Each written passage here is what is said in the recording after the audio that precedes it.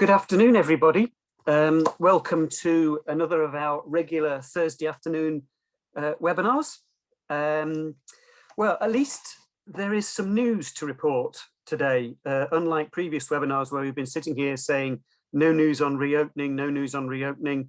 There's been a news to report. So clearly last night, the Cabinet Subcommittee met and following the recommendations made by NEFIT, and certainly there is a reopening plan that appears to be emerging. I believe it's being discussed with the Cabinet this afternoon, and more than likely we'll get another announcement from the Taoiseach on the steps of the Dáil later on around 6 o'clock. I know I've been invited to a call with government at around 7:45 this evening.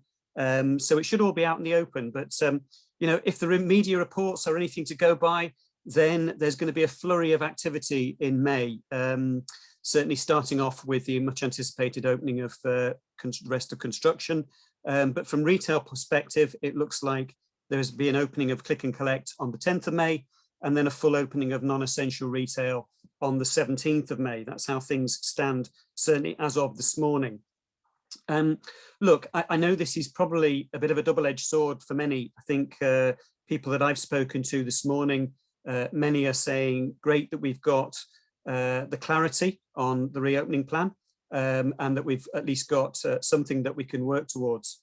But we've made our position very clear this morning, and to government and to the media, that we welcome that clarity, absolutely, but also that we see no reason why non-essential retail should open up a week later than hairdressers and click and collect. So, you know, clearly at the moment we're looking at non-essential retail opening on the 17th, and we're certainly pushing back to government and saying there should be no reason why the full reopening of retail can't happen on the 10th, in line with click and collect, and also in line with the opening of those other services like hairdressers and so forth.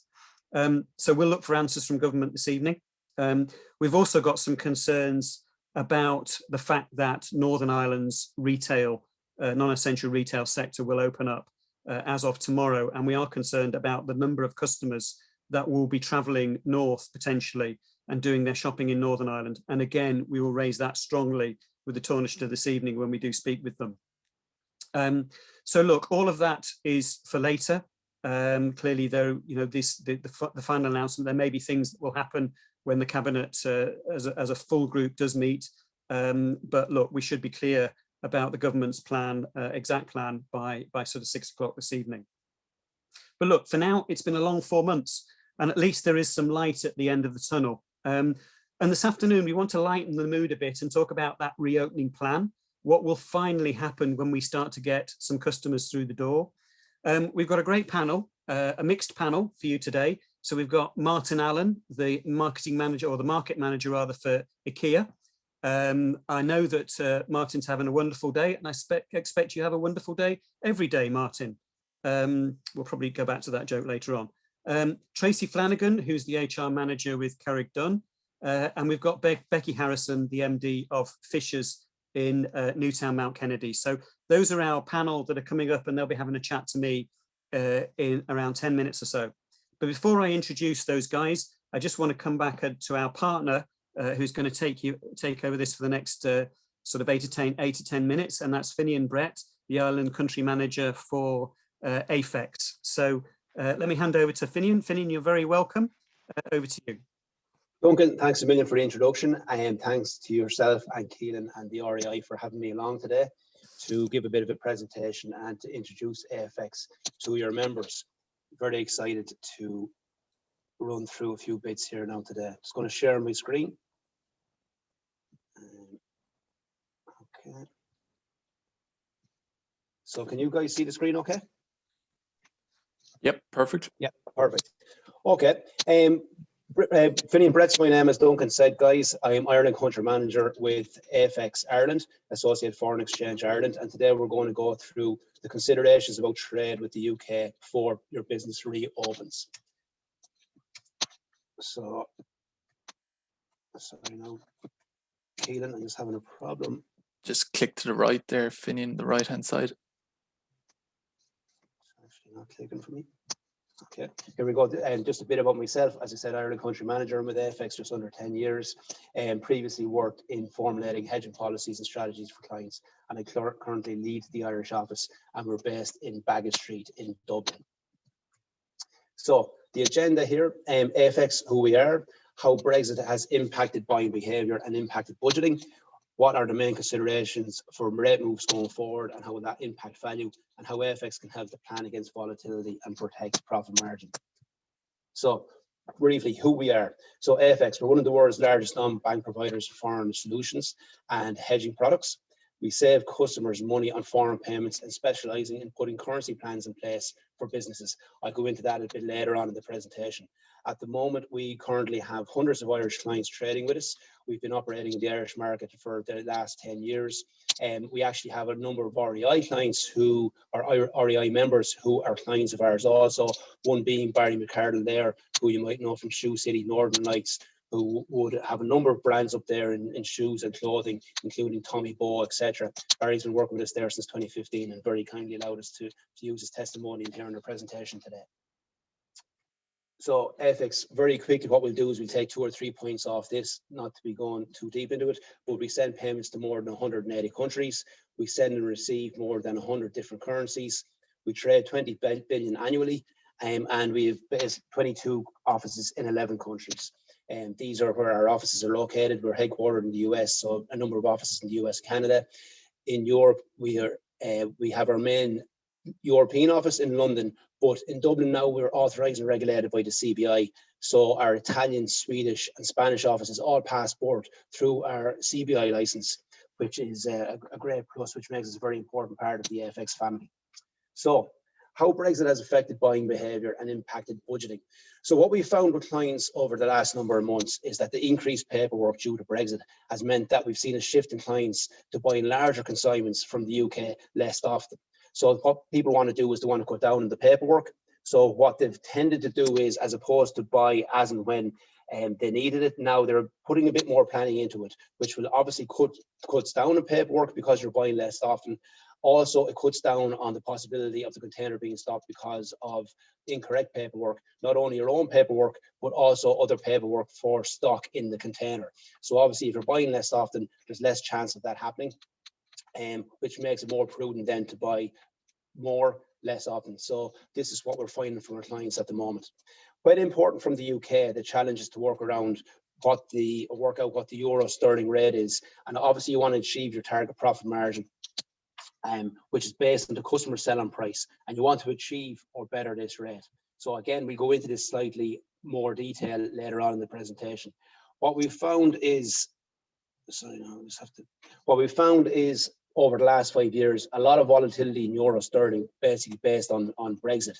In the last 12 months alone, we've seen the rates move from 92.90 to a low of 84.70. So obviously a huge shift in rates between those two rates. So it's very hard to budget and very hard to plan when there's such volatility in the market, because you don't know what you're going to be paying. So if you're putting in an order today and you don't need to pay for 30, 60, 90 days, whatever the case may be, it's very hard to plan and budget what the actual rate is going to be. Currently, we're sitting around the 86 mark in terms of the euro sterling rate. So just here's a graph of where we've been over the last 5 years. I'm just going to check here quickly. Keelan, you can still hear me okay? Perfect. Yeah, perfect. So here's the graph over the last 5 years. So what you'll see is back in June 2016, pre-Brexit, we were looking at a rate of 76p. Obviously, the rate jumped significantly then after the Brexit vote, where we were up around 86, 87p. Before the end of the year, we had actually hit 93p, which obviously is a huge jump from 76p only 3 months previously. Now, over the past 12 months, we've been consistently trading between the 80, 88 range and 92 range. Now, a lot of the reason for the sterling weakness was the fact that there was a lot of uncertainty around the Brexit outcome and what way Brexit would end up. Obviously, then, when we actually got a Brexit deal, since then, that uncertainty has left, and now we've seen sterling strength. So we've seen the rate come back down to the 85, 86 level. And we were down as far as 84.70 one stage. We're back up into the 86s at the moment. But I think this is really more an appropriate rate where euro sterling could be. And we're still 10p above where we were pre-Brexit. So there could even be a small bit more sterling strength yet to come. What is going to drive the euro sterling rate over the next few months? Obviously, the vaccination programs in the UK and Europe. The UK are obviously ahead of ourselves in terms of the vaccination program. On the back of that, sterling has strengthened because, alluding to point number 2, economic recoveries, you'd imagine as vaccination programs improve, economic recoveries happen quicker. And as UK are ahead of Europe in that stance, basically the sterling has strengthened against Europe. Now, in saying that, the suggestions are that Europe will catch up by July. So we have seen a bit of euro strength on that fact, that we expect euro to increase on the improved vaccination program that's going to hopefully come throughout Europe in the next couple of months. International trade. When the dust settles on Brexit and when COVID is probably finished taking the headlines and when people actually start looking at the export figures from the UK, how much has it been impacted by Brexit and how much exports have they actually lost? If it's seen that they've lost significantly, sterling will weaken on the back of that and we could see a small bit of euro sterling strength. Interest rate decisions by central banks is another area we need to keep an eye out for. Basically, in Europe, we're not going to be looking at an interest rate increase for probably the next 2 years at least. In the UK, it's potentially quicker, potentially later this year or early next year, based on how inflation goes between now and then. But if the UK central bank does increase interest rates, then you see sterling strength on the back of that. Now, probably the most imminent driver of rates is only next week. We have the Scottish elections. If the SNP were to get a super majority, that's obviously a clear indication that they're looking for a referendum, a Scottish referendum, which could start to see the breakup of the United Kingdom. If this was to happen, sterling would weaken significantly. If it doesn't happen and the SNP don't get the super majority, you will see sterling strength on the back of that. So next week is a very big week in terms of where we're going to see euro sterling in the short to medium term. Because if we do have the referendum, you would expect them to maybe potentially vote to leave this time around, obviously with such big clamour to get back into the EU from the Scots. So how can you protect profit margin and plan against FX volatility? So when purchasing stock in a foreign currency, a red move can erode profit margin if the sell-on price cannot be adjusted. So if you're buying stock at a certain rate and you're not paying for 30 or 60 days or maybe 90 days, then obviously a rate move in that period can eat into your profit margin if you cannot adjust the sell-on price. How do you counteract this? Basically, hedging through forward contracts allow businesses to plan with certainty and protect profit margin by locking in a rate for specific value or over a specific time frame. So you can do it one of two ways. Basically, what you can do with forward contracts is you can book per contract. So if you know, okay, I'm going to be buying 30,000 sterling worth of stock in 30 or 60 days, and you're pricing today at 86p, and you're afraid that the rate will move against you, you can book in for that specific contract for 30,000 and pay for it then as and when you need to buy the stock. Or what some clients do is they look at a yearly usage and they say, okay, over the course of a year, I'm going to be buying 700,000 worth of sterling. I would like to hedge a percentage of that, maybe 500,000 of that, to give me certainty for maybe 70-75% of what I'm going to be buying throughout the year, if the rate is attractive and if the rate is above what you're budgeting at. So that's the key, is to know what rate you're budgeting at and to achieve that rate or achieve that better rate in order to achieve the profit margin that you're looking for. So businesses can take advantage of these attractive rates now for purchases in the future without tying up cash flow. So basically what you're doing is you're able to lock in the rate without actually having to pay for the currency. So if you book, for argument's sake, 100,000 sterling out for 12 months, and you decide in 2 months' time you need to use 20,000 of that, that's when you pay for the currency. You don't pay for it up front, you pay for it as and when you're using it. So in 4 months' time, you want to buy another 30,000, you pay for that 30,000 there and then. Again, you're not tying up cash flow, but what you're doing is you're bringing certainty to the business and you're bringing certainty to their profit margin by actually locking in the rate. And you know you don't have to adjust pricing then on the back of that. People sometimes say to me with hedging, okay, I don't want to speculate, I don't want to forward buy. Well, actually, in fact, the spot market is the most speculative way to buy currency because you have no certainty, you don't know what the rate is going to be from day to day.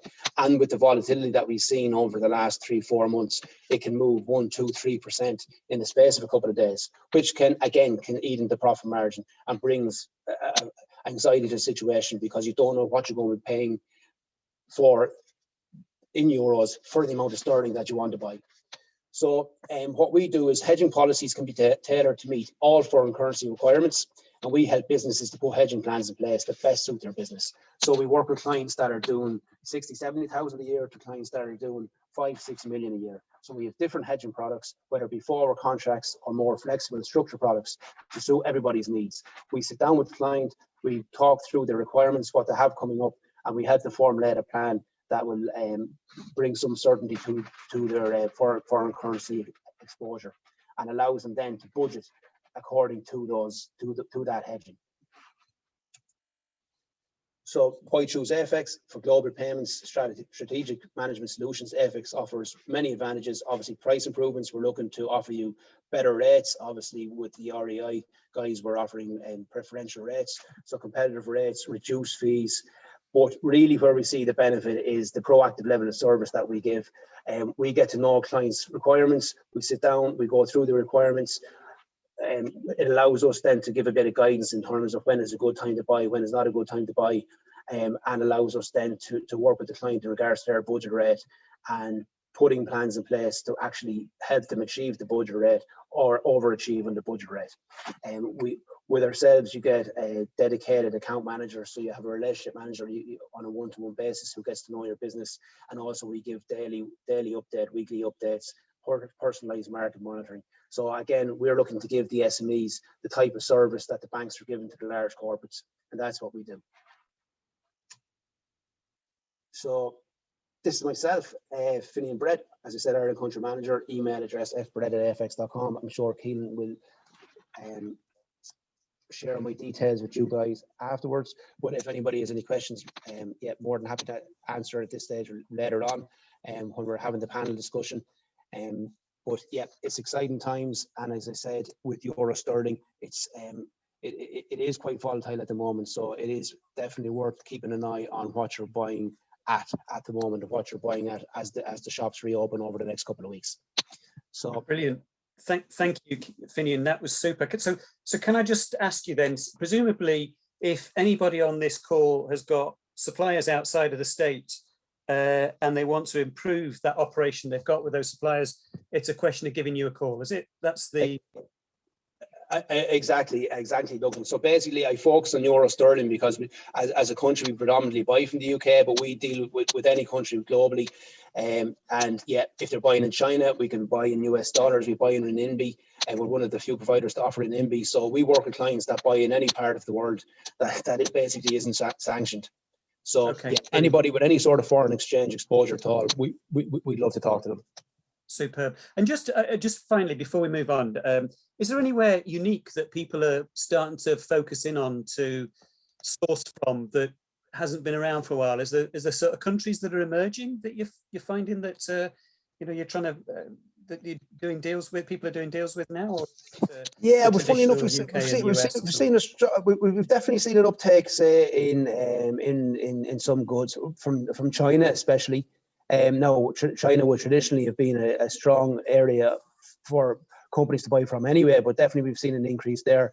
But we are seeing also a bit coming in from South America and India. Yeah. So definitely businesses are looking further afield than the UK. But I think what we're finding is the initial bang from Brexit in the first couple of months, where people were struggling with the paperwork, it has definitely settled down to an extent.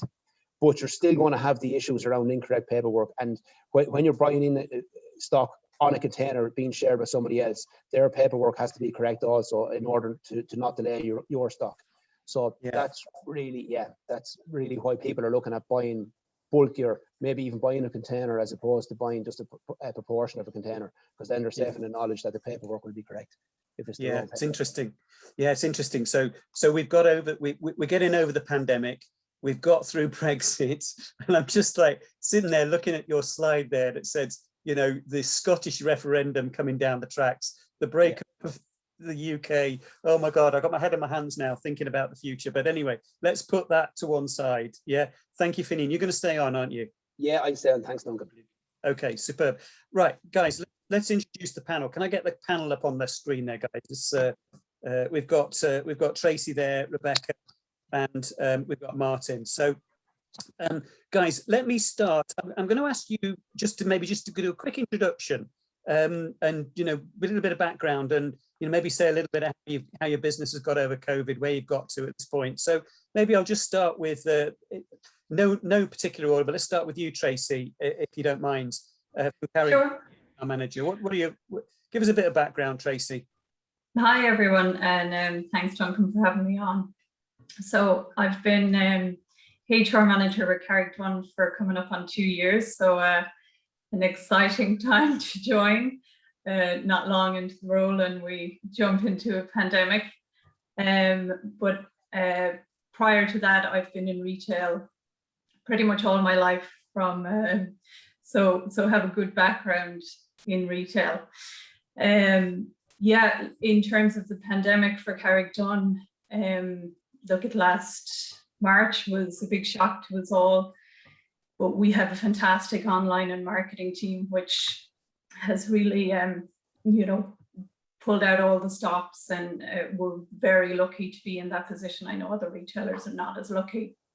In terms of news today, we're delighted that there is an end in sight to this third lockdown, and hopefully it will be the last one.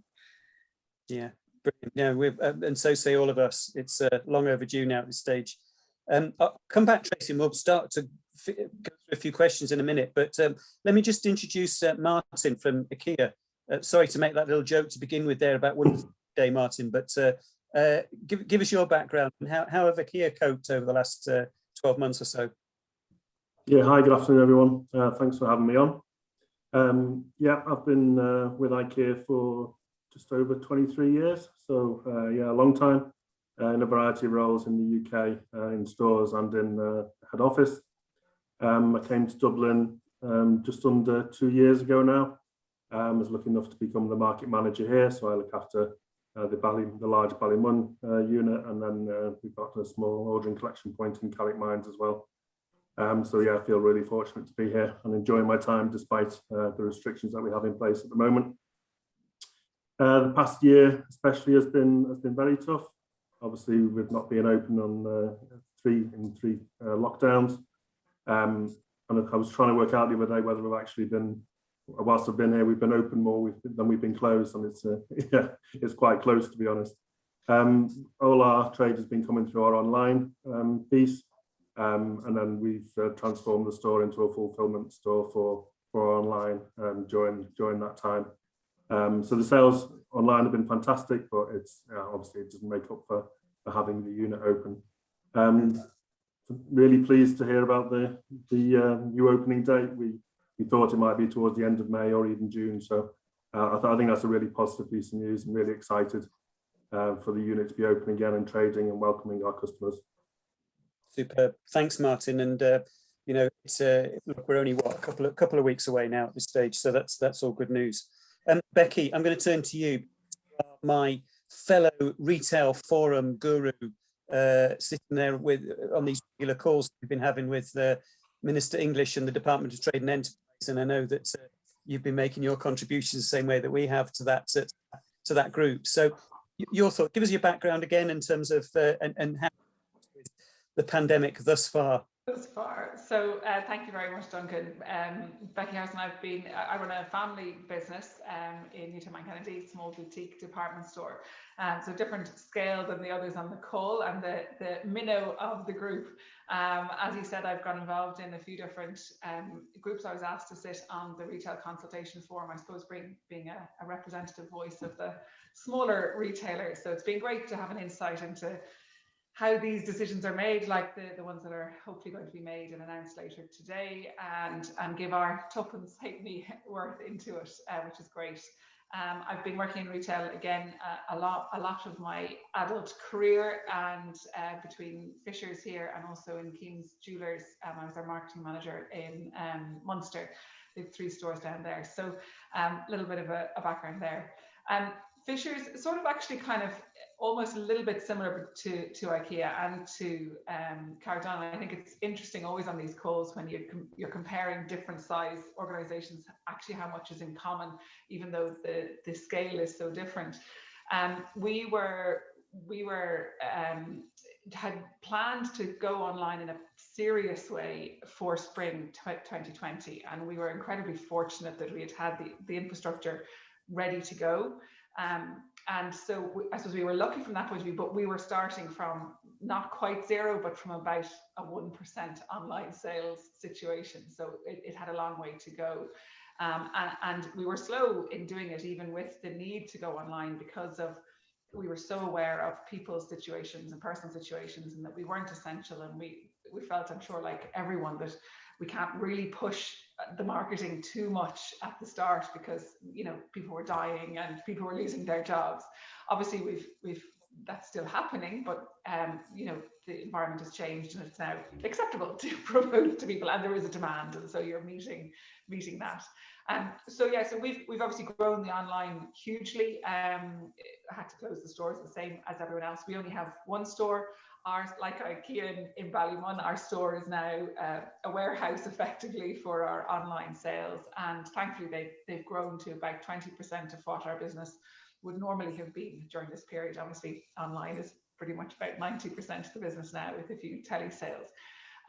So yeah, it's been an interesting evolution, and I think it's interesting also to look back on the 3 lockdowns, and I find it fascinating to look at the people element of that, and even looking at sort of observing myself and sort of the stress that you were under, but maybe is only obvious at a later date when you look back, and how you're reacting to, like today, waiting for the announcement. I think that's fascinating. But no, we're really excited, the same as the others, about reopening. We had been planning for June for the last couple of months, because we felt that was sort of where it was. So it's nice to see it coming a little bit earlier. It's going to be fairly hectic 2 weeks now, getting the shop changed from a warehouse to a shop that's looking pristine and beautiful to shop for the customers coming in. So it's going to be full on for the next little while for us, because we don't have separate warehouses and separate infrastructure. So yeah, that's where we are at the moment. Interesting. Yeah, no, that's great. Thanks, Becky. Guys, I'm going to ask you, the 3 of you, just, you know, because we probably never get back to this point again as the conversation goes on. Just for your sort of top 2 or 3 tips. So, you know, you've reopened in the past, haven't you? Because obviously we had reopening in last summer. We've had it again, you know, for that short period as we run up to Christmas, and now this is the 3rd time. So I'm just going to ask you just briefly to outline what your top 2 or 3 tips would be to the people on the call today, or on the meeting today. I'll just go through that in a minute. But anybody that's sitting out there that wants to ask a question, and we've got a fair few on, we've got about 80 plus people on. Please just drop a question into the chat box, and let's get this open for a bit of discussion as we go on. I'll try and get to as many questions as I possibly can as we go through. But let's maybe start with you, Martin. Can I?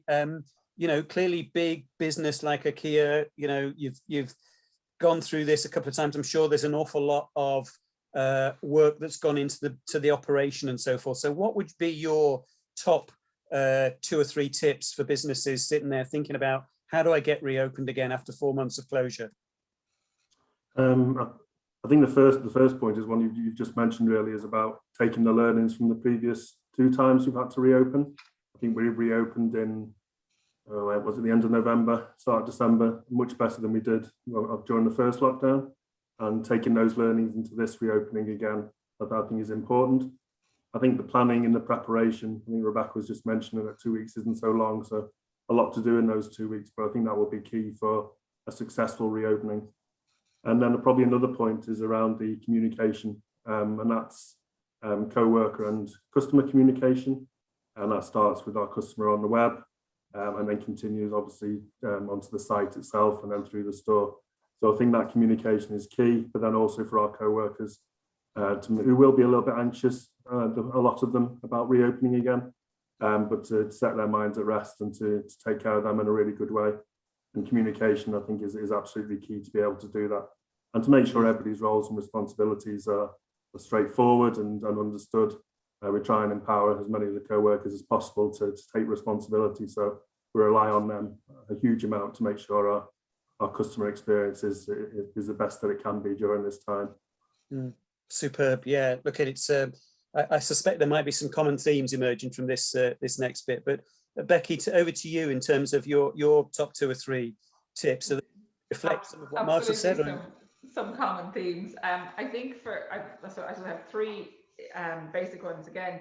So number 1 is communicating with the customers, and again, I suppose learning from the previous lockdowns, we did a huge amount of talking to our customers, asking them what they wanted, how they saw, what they were comfortable with, how they were comfortable to shop going forward. So I think again that obviously notification that we're open and here and ready to help, but also that we're doing it in a safe manner, and that there are a variety of ways that we can look after you. You don't have to come into the store, immediately. So I think that's really, really important as well. The big one then for me this time, because this is our longest lockdown, if you like, this last one, and we've a lot of staff that haven't been in the store. They've been on temporary layoff in my case, or working from home or whatever. And so it's actually that we've developed, or we are developing, one another thing for the 2-week list of things to do, but we are developing a restart sort of training program for the team here. And a lot, and it's obviously getting a balance with that. Tracy, I'm sure, has some thoughts on this, but getting a balance of that between people that have worked in retail all their lives, and so you're not teaching them to suck eggs, but they still need to know the technicalities of how the till works again, and those tricky transactions and things like that. So sort of getting down to the nitty gritty. So that restart training program for the team, I think, is going to be really, really important. And then again, the 2-week challenge of turning the shop around into a shoppable retail space that is even better, and obviously is stuffed with stock in our case. So it's making it work and trying to get that right. So for me, those are the 3 areas of priority, certainly. Interesting. Yeah, no, I was talking to somebody earlier on today who's saying that they're opening the doors of the shop and there's still Christmas trees around. It's all a bit surreal, isn't it? So it's interesting. So Tracy, can I move to you? Same question. What are the sort of Carrick Dunn top couple of tips that you'd bring to this? Yeah, I would say definitely a common theme with Becky and Martin Shock. I think firstly, stay calm. We've done this twice before, and if you stay calm, all around you will remain calm. So you're going to get the best out of them. Definitely agree with Becky. 4.5 months for our teams is a long time to be off. Now we've had a mix of receiving some deliveries for some of the stores. So there would have been a bit of in and out. And because we needed to get some stock back, we've had to try and move stock around our business to support our online, which has grown hugely in the last couple of months, well, in the last year. I think secondly, after remaining calm and reminding yourself you've done this before, think about your staff and their needs.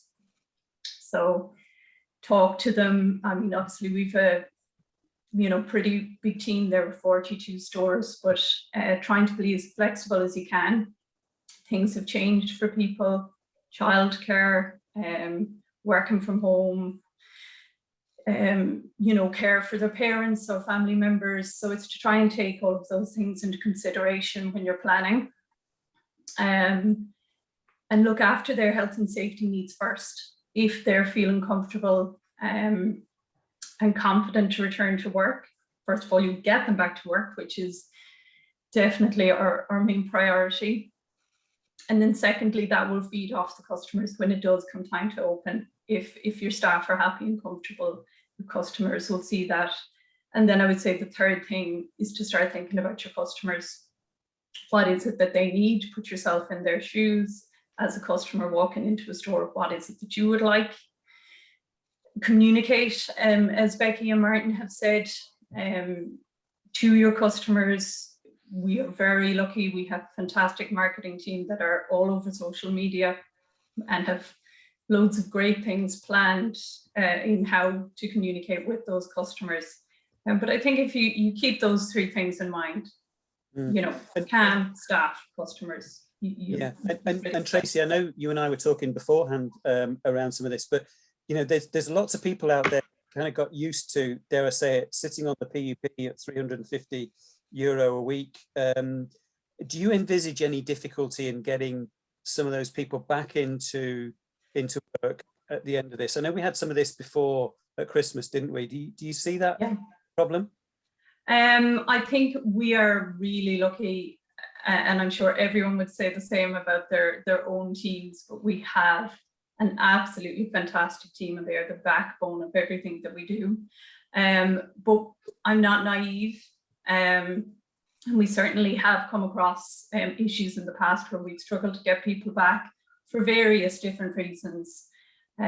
So yeah, I see it being an issue, but based on the previous openings, not a massive issue. I've spoken to all store managers and they've spoken to their teams in the past month, and everyone's just so excited to come back. I think it's different maybe to the initial lockdown. You know, back last March, coming back in June was tricky because, you know, people were still nervous, not that they aren't, but we had good weather. You know, it was a different vibe. I think after a year of lockdowns, people are just ready to get back to some normality. So fingers crossed, and based on the feedback so far, I don't see it being as much of an issue as last June. Yeah, no, that's useful. That's encouraging, I guess. So thank you for that. I'm just going to move. There's a question come in from Breda, which I think is a good one. And Becky, you're probably more in a position to answer this. I might just come to you. International tourists. Now, how important is tourism to you in Fishers, Becky? Tracy might be better. Okay. We certainly have tourists as customers, but actually they wouldn't be a huge part of our business. But in terms of, and the question was sort of when do we think they're coming back and things like that. I don't know. I think the UK is going to be an important tourist market for us this year. I think that there is certainly talking on the ground and looking around that's where the tourists may come from for this year. And I think they will come because they just want to get out of the UK. I think they want to go anywhere and everywhere. Martin and I will agree with you on that one. What's that? But yeah, so I think that is going to be a mark for us. I think the rest of Europe and further afield might be slower to come back. There's an inkling, not based on anything, but yeah, I suppose for us we're quite lucky in some ways that we're not dependent on the international tourist trade, and we would be more so on the Irish tourist trade and the thing. But again, I know, speaking to some businesses, and I know this isn't across the board, that they were really very pleasantly surprised last year with how much the Irish tourist market actually made up the shortfall from the international trade. Yeah, the staycationers. And just Finian, I'm going to bring you in on this because when these UK tourists actually do come back to Ireland to do their spending, is their sterling going to be worth anything based on your predictions of what's going to happen? Are you ask me after next week when we see these Scottish elections, Duncan. Yeah, look, to be honest with you, all things being equal, we see probably a small bit more sterling strength. Like I said, prior to Brexit, we were at 76p. We're now at 86p, so a full 10p above it. So yeah, we think there's probably another couple of p anyway in the sterling strength. In the longer term anyway. So definitely, but it is much more attractive now for people coming from the UK than it would have been last year, because obviously they're buying at 85, 86p as opposed to buying at 92p. So it definitely is attractive for the UK people coming over here. Yeah, and of course, which again will make Ireland very attractive for holidaymakers. Yeah. And of course, there's the tax-free element as well now, isn't there, with them not being in the EU and so forth. So that'd be there. You go. Yeah. Yeah. Okay. All right. Cool. Let's move this on a little bit, and maybe Martin, just keeping with that whole Brexit theme and supply chains and all of that. Yeah. So have you in IKEA? I know this is going back to the start of the year, but it feels as though the whole bit around Brexit and supply chains has been out there, and yet it's been almost, how can I put this? It's been hidden by obviously the issues of COVID and so forth. But do you think when we do open up, there's going to be stock out there, some stock difficulties based on your experience in IKEA? Yeah, I think we were relieved that there was a deal done in the end at the last minute. I think a no deal Brexit would have been much worse than it has been. We'd already made some preparations. About half of our stock comes from a distribution centre in Doncaster in the UK. We actually changed that to a distribution centre in Belgium. So we took steps to move it out of the UK. That obviously adds a lead time of about 3 days extra on, so our stock holding has to go up, and availability can suffer as a result of that. So it's not great from that perspective. We still receive most of our online orders from the UK currently, and obviously the costs of the customs costs and the paperwork has not been great from that perspective. Our larger supply chain, we get about 60% of our stock direct from suppliers, and we have had some issues with the pipeline going to China and so on, and Eastern Europe and India, where a lot of our stock comes from. So yeah, we have had shortages, and then we know that when units reopen, we have certainly an initial influx of business, that we are busy and customers want to come back to us, which is an amazing situation to be in. So we're very fortunate. But yeah, I don't think well, my own personal point of view, Brexit I thought was a pretty terrible decision. But I think the situation could have been a lot worse than it has been. We get some of our food from the UK. And when it comes to the restaurant on our Swedish food market, we get the rest direct from Sweden. And that's a little bit more problematical, I would say, particularly with some restrictions around dairy and meat. But that provides us with a great opportunity now to source local suppliers in Ireland, which I'm really excited about. So where there's we could see as a negative, I think it'll turn out to be a big positive for us moving forward. Yeah, that's great. Yeah, and it's super to see that British supply chain is going to benefit at the end of this with a bit of luck. Yeah. So that's good. So I'm just going to come back to the people issues here, because I know this is something that you all mentioned in terms of the staff and how you're going to get them back in and all of that.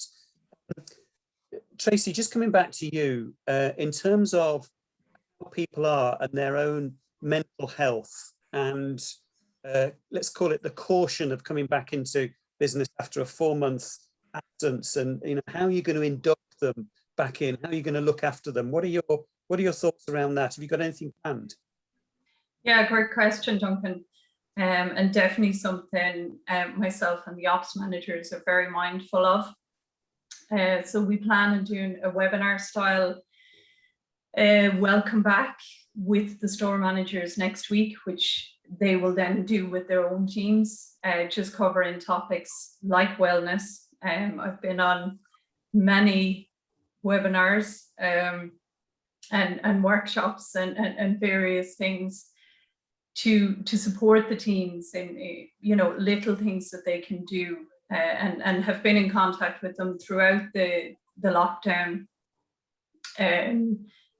Basically saying the door is always open, and top tips on how they can occupy themselves from health to eating and sleep. So yeah, we intend to do a webinar covering as well the health and safety guidelines, just reiterating the protocols, and touching on customer service, because we think that's going to be really key. Obviously, it is the most important thing for us, and a really important part of our business model is our customer service. And our customers have made it loud and clear on our social media channels that they are excited to come back to the store and touch and feel product and have that personal service that they're used to, while our online has done a fantastic job in facilitating demand. There are customers, and I'm sure Rebecca and Martin will say the same thing, that just love bricks and mortar and love that personal contact. So we definitely will cover a big piece on customer service, because I definitely noticed as a shopper myself over that December period, I don't think customer service was high on the agenda. I think it was very much transactional, and that's not what we are as Irish people, and is certainly not as retailers. Everything about us is to have that transaction and friendly banter. So I think it's important that that remains a focus. Health and safety obviously is key to make customers feel comfortable, but it doesn't become the be all and end all. No, it's brilliant, isn't it? I mean, you know, the fact that for the last year we've been talking to people behind masks in stores and behind perspex screens, and customers have been walking in and spending far less time because they just get what they want and they leave. You know, that opportunity just to make people feel a bit safer, a bit more loved, let's say, and stay a while. I mean, clearly we're still going to have these COVID protocols for quite some time yet, but you know, hopefully we'll get back to, you know, actually spending a little bit of time with the customer as time goes on. So I think that's going to be important, isn't it? So yeah, definitely. Good stuff. And Becky, let me come to you. Just in terms of welcoming customers back, right? And you know, what you might do to promote the reopening and things like that. Is there anything specific you've got planned there in Fishers, or is it you know, you're going to be talking to your teams and working something out over the next week or so? We're still working those things out, but certainly it will involve that communication beforehand in terms of that side of it, where I suppose, again, interesting with the timings that are being talked about, that we've got a cafe on site here, which is really, really important part of our business. So it'll be open for takeaway, but not obviously sitting down until June. So there's a little bit, whereas a lot of people will, you know, traditionally would come for the experience, stay for lunch and have a little shop afterwards, and it's all part of that experience. So it's trying to keep that, exactly as you say, keep that going. But no, for us, it's certainly about the communication beforehand. It's about engaging with our customers. So not just sort of saying, look, we're open from the 17th, but really asking them again what they're most looking forward to about coming back, and really I suppose getting their wisdom in terms of what they want, rather than us trying to work it out. As I said before, we've used kind of surveys or that focus group type idea with our customers, and that's really worked. Our customer sort of our customer program is really important element of our marketing, and so making sure that they feel the love is very important. In terms of in store, again, we're kind of looking at that now to see how we can best welcome them, and I don't have a specific example for that just now yet.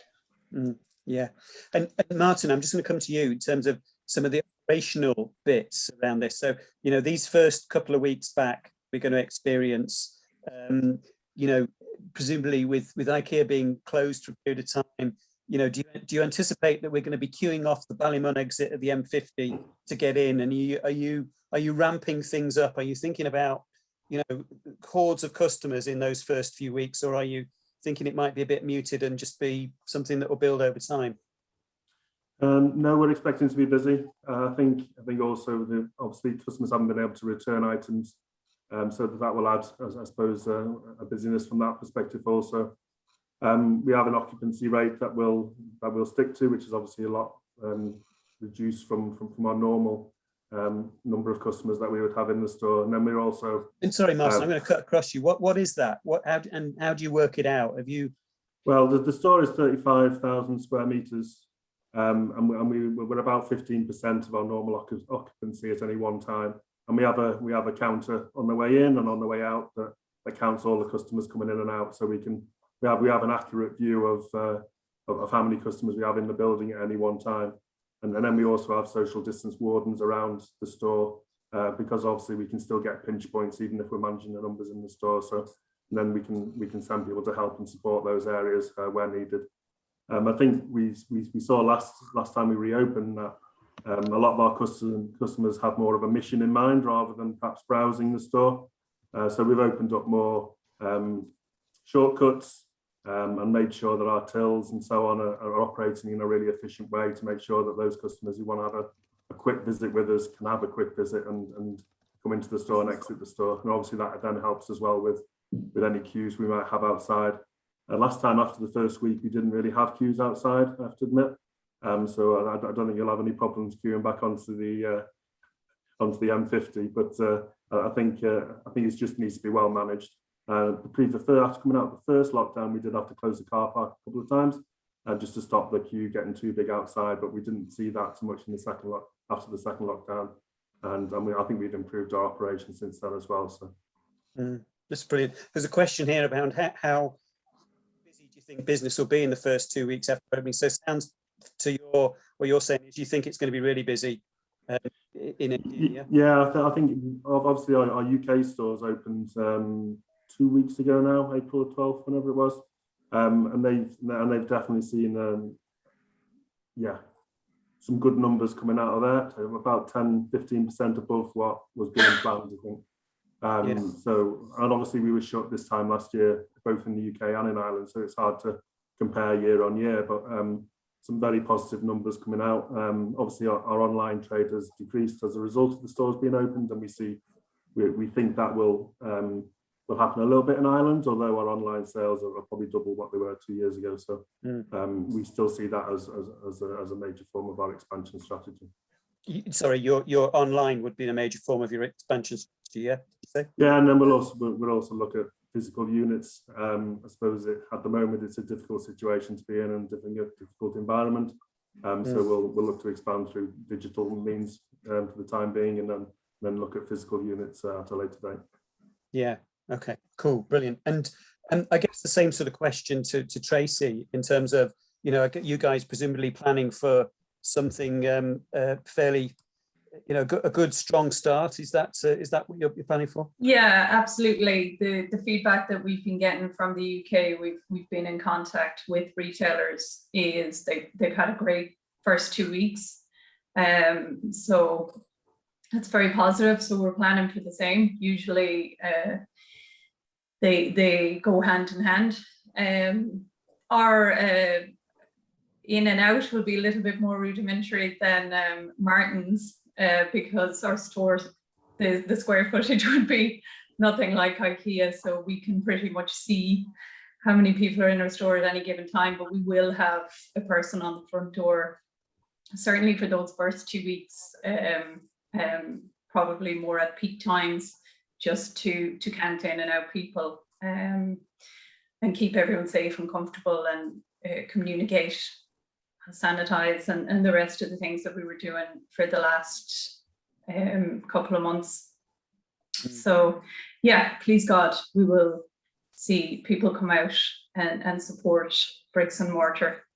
Sure we will. But I was quite intrigued there by Martin saying that he's going to create some more shortcuts around IKEA. So probably I won't be able to do my 10,000 steps around IKEA. It's good. I'll be given an opportunity to duck out. You can still do it if you want. Good stuff. Look, Becky, I'm going to come to you and get a bit more, just for the last couple of minutes, just maybe pose a question. I know we're talking there around, yes, it's going to be busy for the next couple of weeks. That's all very upbeat, and or rather for the first couple of weeks after reopening, that's all very upbeat and all very positive. But let's fast forward to September, October, yeah? We've had the pandemic. We're still in the pandemic, albeit by that stage, vast majority of people will have been vaccinated.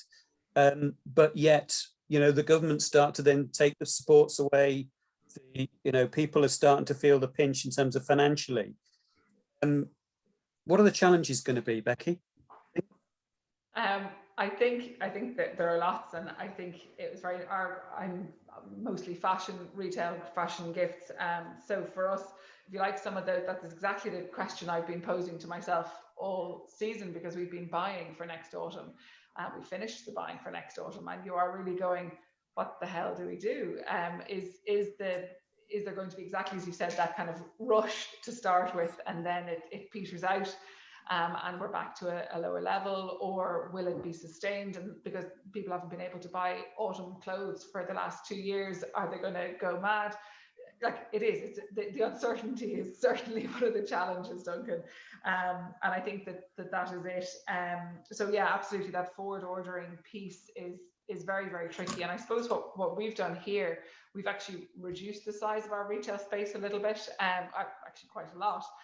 But we've made it more efficient. So I suppose we've redesigned it. So if you like, we have de-risked a little bit in that we need less stock to try and do it, and we've tried to also balance that out by maybe putting a little bit more budget into that in-season buying and forward ordering less. But it's really difficult to make those decisions where you're faced. We've done over the last number of years really refined the offering that we have. We're sticking with the brands that we know sell well traditionally, and so you're sort of saying, okay, well, can I afford to cut this because I know I have a following for that product or that brand or that whatever style of item. So that is absolutely one of the trickiest things, and there's not so much you can do. I suppose with us, we've tried to de-risk a little bit by balancing that out. I think probably not so much long term, but a short term for us around the staff. I saw a question come in there about part-time staff wanting to work part-time. And a lot of our staff work part-time anyway, but actually I see that as a really benefit, because for them to adjust to coming back to work sort of full-time or full days, even if they're not working 5 days, it's a big adjustment. And so actually having staff that want to work part-time means you need to recruit, but then actually you have a bigger pool of staff to pull from, so that when there are holidays or sick days or go to get your vaccination days, that you can call on other people to step in and step up from time to time. So we see that actually as a real positive, that we have a bigger workforce of part-time people. But obviously that then does come back to your question, where I know there's a lot of discussion at the moment around the people wanting to come back with the pandemic unemployment payment. So it's all about balance, certainly. But yeah, I think that staff readjustment back into work and productivity, because again, for us, the atmosphere and the environment as a working place here is really important to us. People enjoy coming to work. It is definitely a social outlet as well as a work and a money earning outlet for our staff. And so to balance that, I think, is going to be interesting. And actually going the part-time route maybe is a way to do that. And then, yeah, as I said, the demand, I just don't know where the demand is going to be. Again, I think some of the changes that we've seen in terms of what people are buying are going to stay. So again, in my industry, that more casual end of the clothing sphere is definitely here to stay for a much longer term, not just short time. And you know, again, trying to navigate that readjustment back, I think, is the biggest challenge that's coming down the line. Interesting. And there's one very quick question, quick required for this one, but fitting rooms, yeah. Fitting rooms open on day one of reopening? We've had, each time we've reopened, we have opened our fitting rooms, and we absolutely are going to do it again. We found it really, really important. We quarantine the clothes after they're tried on. We disinfect the changing rooms after they're used. So it's a slower process. And I suppose we're not necessarily encouraging everyone to use them. But for us, it's like Tracy said earlier, the touch and feel, particularly when it's around clothes, is so important, with fabrics, with colors, with shapes. And it's for us also, I suppose from an operations point of view, by quarantining, it's a lot more work. We're disinfecting, we're taking the clothes off the floor that are unbought but tried on for 24 hours. And they're then obviously can't be sold, or they're sold with a warning, if you like, or we can steam them and then sell them. But but actually it's better for us than getting them to take home, and then they come back maybe in 3 weeks' time, and so they're sitting unsold for that amount of time effectively. So that's something that we've made a sort of conscious decision on, is around that piece. We've a whole protocol in place in terms of making it as safe as possible. Our changing rooms are big, they're airy, they're not on top of each other, they're whole units. So it's I suppose we're well set up from that point of view. From the risk side, that we make it as safe as possible. But we were actually blown away by the desire for our customers to try on when we reopened the last time. So I don't expect that to change. Yeah, brilliant. Okay, Martin, I'm going to finish with you. This is a final question, right? And it's one that is coming up, and I guess you mentioned there about your development of the online IKEA business there over the last year or so, I think, didn't you? So do you see that your online percentage will drop, or do you think when we reopen we're clearly going to find a new level, if you like? But do you think do you see people are going to become flooding back into the stores and online will drop, or do you think it's going to, there's always going to be a strong online presence for IKEA going forward? I think it's changed. The last year has changed. I think shopping behaviours possibly forever. So we certainly see next year's online sales not as high as this year's. Obviously, we've been shut for 6 months of this year. The year runs September to September, but we do see it probably almost about 50% higher than it was in 2019, and we see that growth set to continue. Obviously, we only have the large unit in Ballymun and the small unit in Carrickmine, so for the rest of Ireland, we're a little bit inaccessible for a lot of people. So we see that as a real way of expanding, I suppose, IKEA within Ireland. Yeah. Okay. All right. Listen, guys, we've run out of time. Unfortunately, I think we could have gone on for another half an hour to an hour. You know, taking it into the evening and grabbed a bottle of champagne or something. And obviously to have it outside, but you know. But look, thank you very much, Finian. Thank you to you for giving us that bit of understanding of the foreign exchange and you know the opportunity that you can provide to retailers. And look, absolutely, I think the message out there is very much, if you've got a supplier that you're dealing with overseas, talk to Finian and talk to the team. Yeah. So thank you for that. And for my panel today, to Becky, to Martin, and to Tracy, thank you so much. That's been really interesting and you know, full of knowledge. And you know, let's hope that the next couple of weeks runs by and that we get a great reopening and we keep the positive momentum that's out there today. Thank you very much, all, and to everybody else, have a great week. Bye for now. Thanks, Duncan. Best of luck. Take care. Thank you. Guys.